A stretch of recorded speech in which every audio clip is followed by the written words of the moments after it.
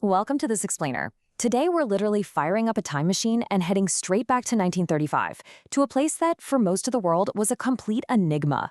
We're going to retrace Penelope Chetwode's journey into Nepal, back when it was this deeply mysterious, highly isolated kingdom that very few foreigners ever had the privilege to see. We're going to walk through an incredible, completely untouched era of history together. Here is our roadmap for the journey. We'll start with the perilous journey to the mysterious kingdom, brave the wilds for some jungle and tiger hunting, catch our first glimpse of the valley, and then explore this fascinating confluence of art and military.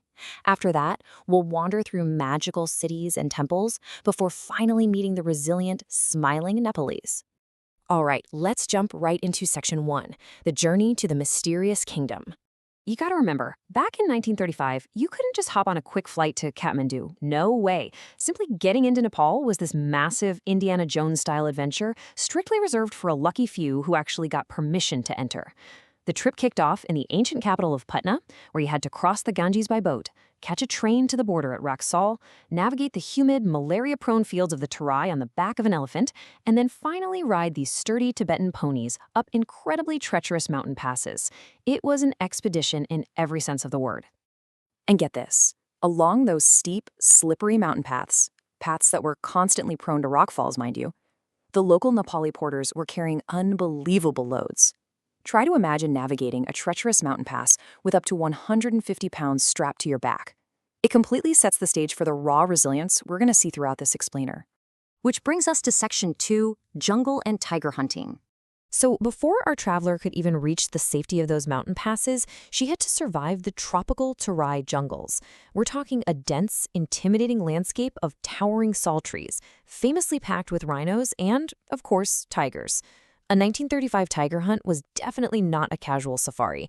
It was a highly coordinated, frankly, terrifying practice. They would use bait and then form this massive ring using 90 elephants. 90.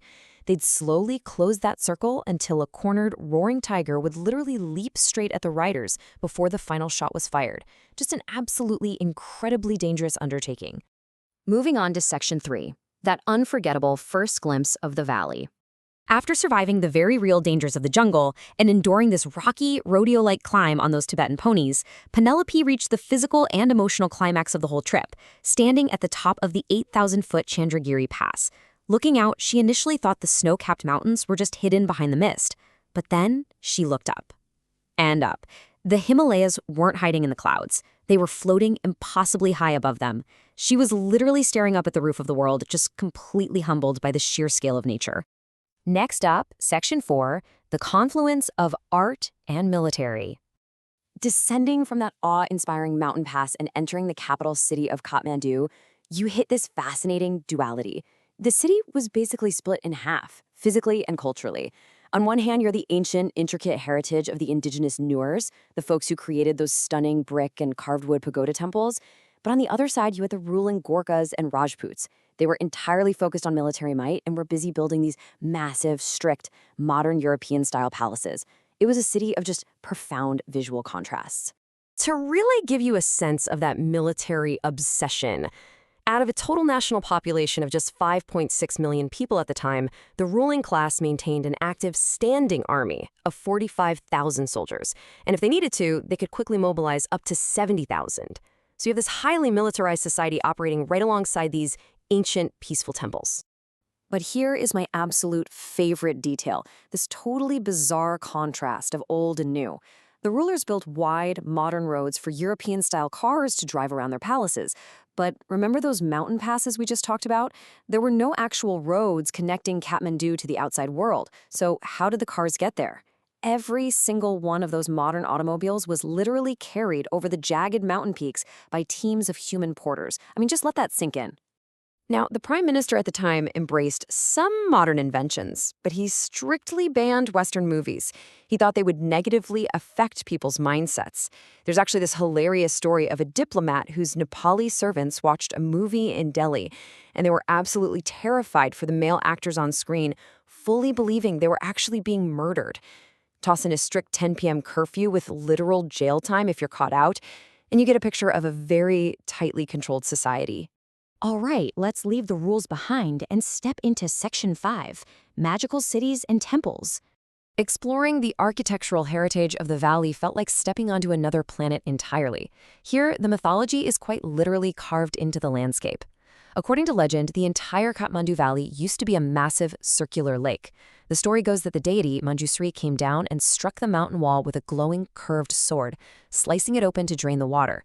Today, that gorge is called Chobar, which literally translates to cut by a sword. Over in the neighboring city of Bhaktapur, which is this place of dreamlike, slightly disorganized beauty, there's a wild story about the 5-story Nyatapola temple. The local ruler, King Bhupatindra Malla, was so beloved by his subjects and they were so fired up by his leadership that when he decided to build it, the people gathered all the necessary building materials in just 5 days. 5 days. That is community spirit on a whole different level. And, flanking the massive staircase of that temple, are 5 tiers of guardian statues, with each level representing a massive escalation in power. You start at the bottom with legendary wrestlers who are 10 times stronger than ordinary men. The elephants above them, 10 times stronger than the wrestlers. And it keeps going up through lions and griffins, finally crowning at the very top with the invincible goddesses Sinkini and Bogini. It's the stunning architectural ladder of power. Moving over to the valley's deeply sacred Buddhist sites, you're going to notice a reoccurring number. Both the Swayambanath and Buddhanath stupas feature these striking bronze spires that rise upward with exactly 13 tiers. These 13 steps symbolize the 13 heavens of the Bodhisattvas, essentially acting as a visual guide pointing the faithful upward toward enlightenment. And at the pristine, snow-white stupa of Buddhanath, the outer circular wall is lined with another highly significant number, exactly 108 prayer wheels. Pilgrims walk around this sacred boundary all day, spinning the wheels to release prayers out into the world. It's incredibly hypnotic. Penelope was actually guided through these sites by the quirky English-speaking Chini Lama, and he shared this fascinating little secret with her. Every 12 years, miraculous holy water just starts flowing from the base of the stupa. Before the crowds can even get to it, the Chini Lama bottles this water up and sends it all the way across the mountains, directly to the Dalai Lama in Tibet. Finally, we arrive at Section 6, the Smiling Nepalese. Because at the end of the day, beyond the military might, the eccentric rules, and the mysterious temples, the true heart of this explainer is the everyday people.